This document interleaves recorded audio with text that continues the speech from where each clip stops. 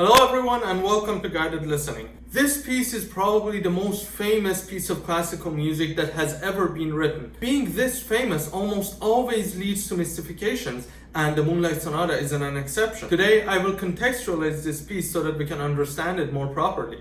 It is true that Beethoven dedicated this piece to a girl he loved named Giulietta Guicciardi, but that doesn't really teach us much about this piece. This sonata isn't a programmatic work about love like Berlioz's Symphonie Fantastique, so there's not much point in trying to find connections between Beethoven's feelings and the girl. The term Moonlight too shouldn't be taken too seriously. Beethoven didn't choose this name. It was a nickname proposed in 1830, 3 years after Beethoven's death, by a critic called Rellstadt. So how should we understand this sonata? By keeping these references to love and moonlight and stuff aside and contextualizing it in Beethoven's works. First of all, this is a piano sonata. Now, even though Beethoven is more well known for his symphonies, the piano sonata was the most personal genre for him, and he wrote 32 of them during his life. There are many reasons why this is the case. First of all, Beethoven belonged to the generation of composers who were brought up learning the piano and not the harpsichord. So he was one of the earliest pianists and wanted to explore the possibilities that this instrument provided. This was a great opportunity because other composers, even though they wrote music for keyboard, they didn't really experiment with it. For example, Mozart's piano sonata in C minor or his last 8 piano concerti, which are among his best keyboard music, don't really push the instrument to its limits. On the other hand, many of Beethoven's piano works, like the Hammerklavier or the Appassionata, were works that redefined the piano and the sound that composers expected from it. Second, classical era composers wrote music for specific audiences, and this affected their musical decision making. Symphonies and operas were performed for the public, but chamber works and sonatas were performed by elite musicians for an elite audience. For this reason, the most radical music that these composers wrote were in fact for these mediums, for example, Haydn's quartets or Beethoven's piano sonatas. Third, Beethoven wasn't just a great composer, he was also smart and knew how to advertise his works or get publishers interested. When he started composition, he knew that if he started with an opera or a concerto, he would immediately be compared with Mozart. And if he started with a symphony or a string quartet, he would have to compete with Haydn. That's why he focused on composing chamber works that included the piano. Beethoven became Beethoven through these early experiments with the piano and then applying it to other genres. He used every new capacity that the instrument provided, and in some of his late sonatas like the Hammerklavier, he even went beyond that. As we will see later in his piano concerti, for Beethoven, piano was an instrument that equaled the orchestra. Now let's jump into our discussion of the Moonlight Sonata. Now this sonata belongs to a group of 2 which are called Sonata quasi una fantasia. What does this name mean? It means sonata, but kind of like a fantasy. This is a bit contradictory. Why? Because classical sonata has a relatively well-defined structure, whereas a fantasy is based on improvisation. As an example of a sonata form, let's listen to the finale of Beethoven's Piano Sonata No. 5 in C minor. First of all, we have a first subject or a first theme in C minor, the tonic.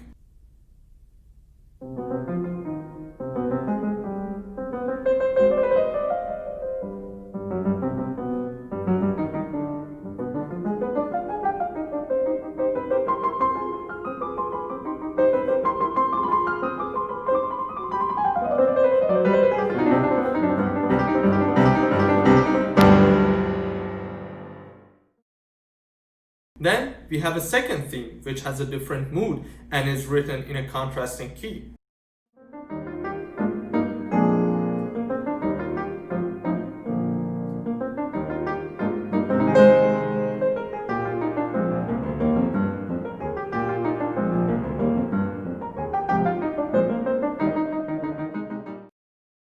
Now that these 2 basic ideas have been introduced, we get to the main part, the development section. In the development section, the composer shows his or her craftsmanship by developing and playing around with those basic ideas. Let's listen to this movement's development section and pay attention to how Beethoven develops the theme.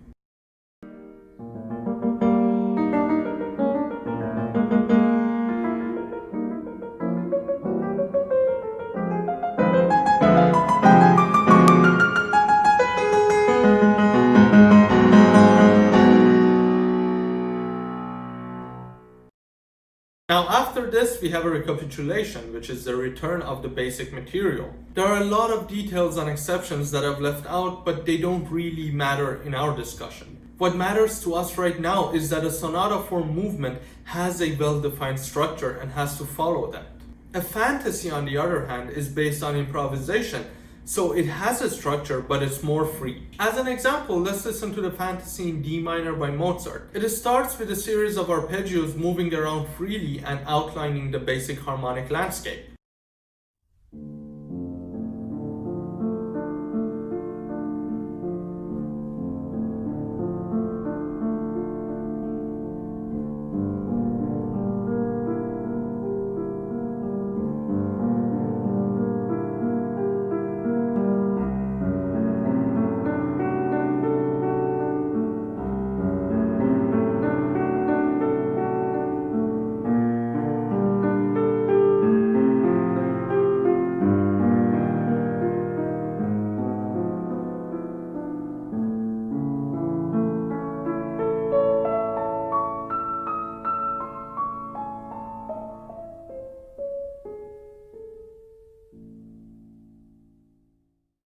Then we have episodes that follow each other without the sort of developmental logic that we see in a sonata form. First, we hear a lyric and sad melody in D minor.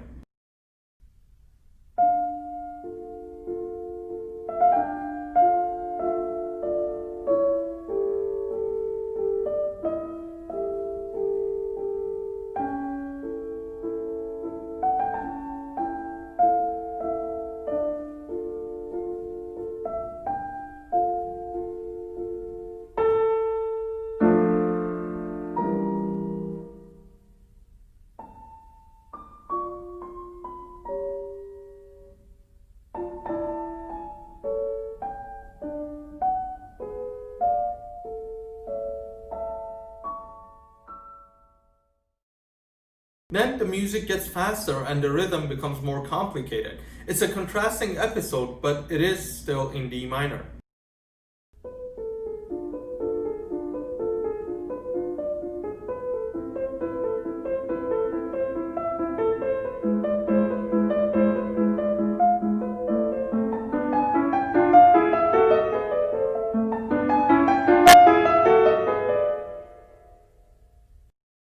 The music keeps moving back and forth between these two ideas until he suddenly introduces a third one.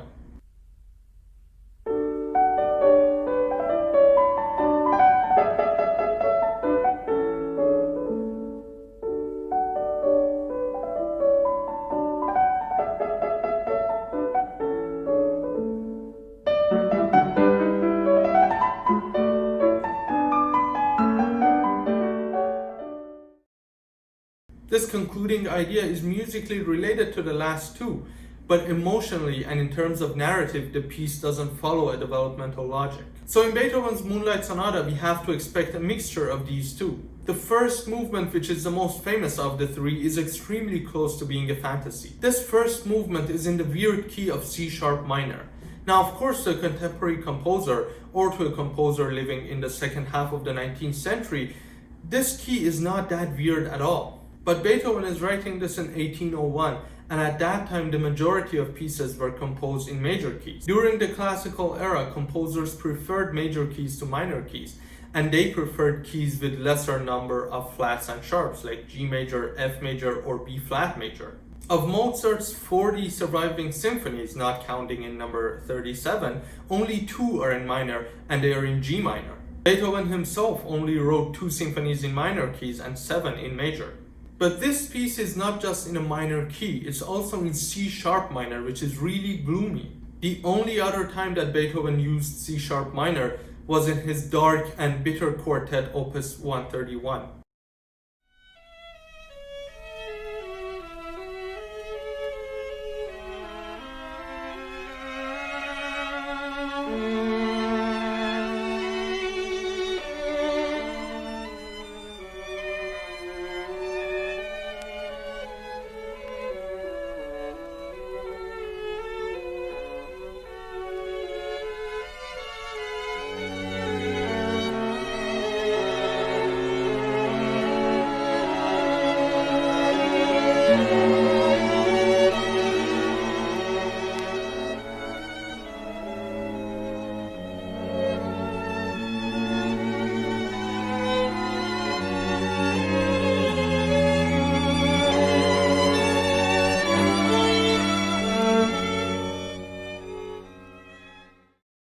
So from the beginning, we know that this is a dark and gloomy piece. It starts with a series of triplets which are repeated quietly and continue to sound until the end of the piece.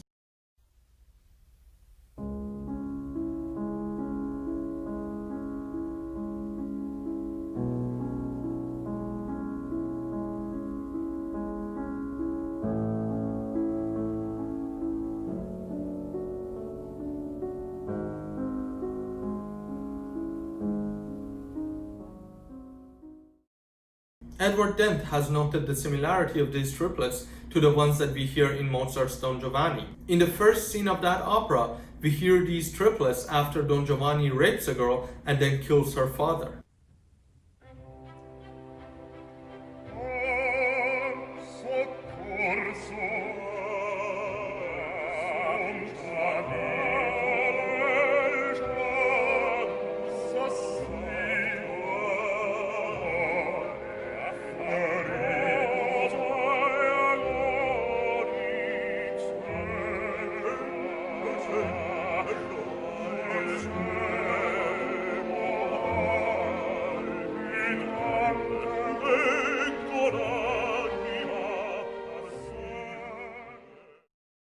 That's not the only reference that can be interpreted in terms of funeral music. This main subject announces itself using this gesture.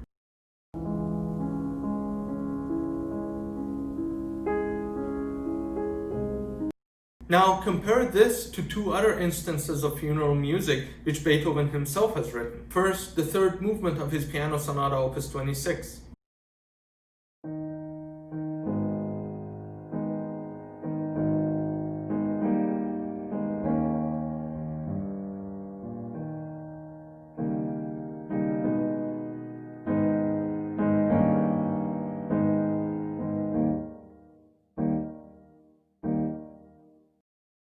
And then the famous funeral march from the Eroica.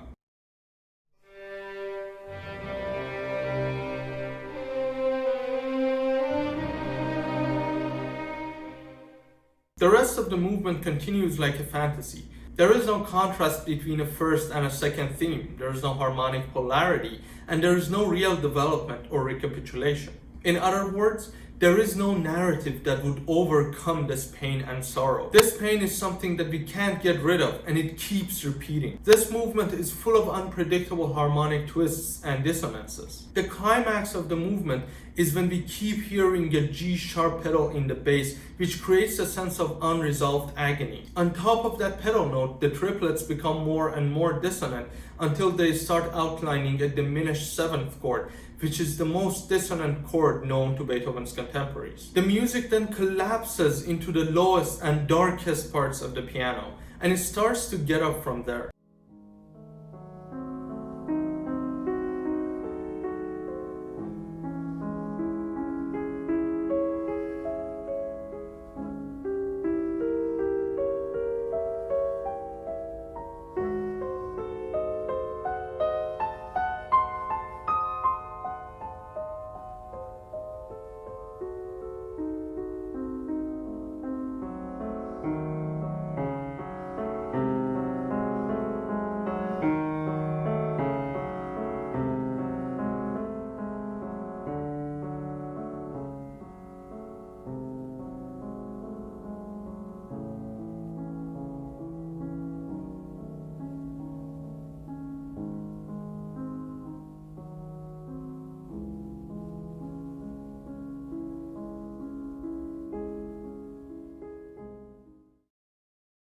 The second movement is an extremely short and innocent piece which follows this heartbreaking first movement and leads into a harsh and furious finale. It might offer us some peace, but that peace is over just as we're getting comfortable. The finale uses the same basic material of the first movement, the emphasis on G sharp in the bass and the arpeggios in the right hand.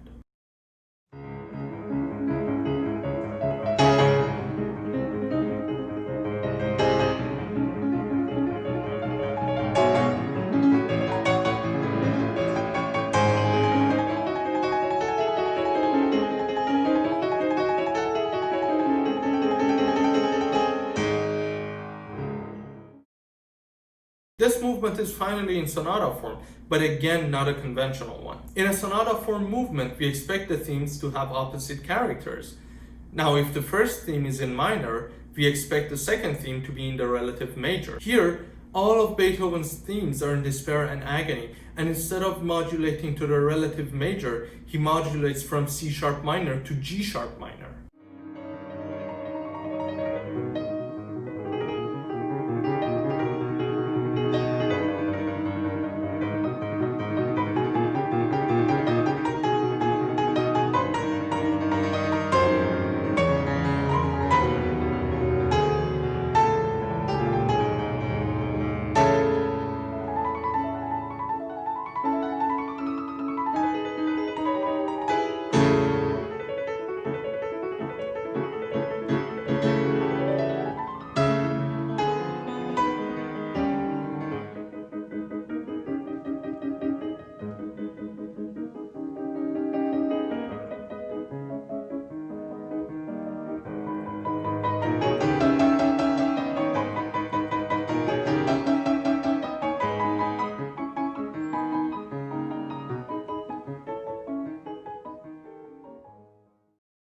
Beethoven later became famous for laying out a narrative called Struggle and Triumph. In this narrative, we have a tragic and heartbreaking first movement, but we overcome that tragedy later in the music and we have a happy ending. In this early sonata, we don't have that narrative. Even in the end, we have a dark and dramatic coda which ends the piece exactly how it started. Thank you so much for watching. Don't forget to like and subscribe. I'll see you later.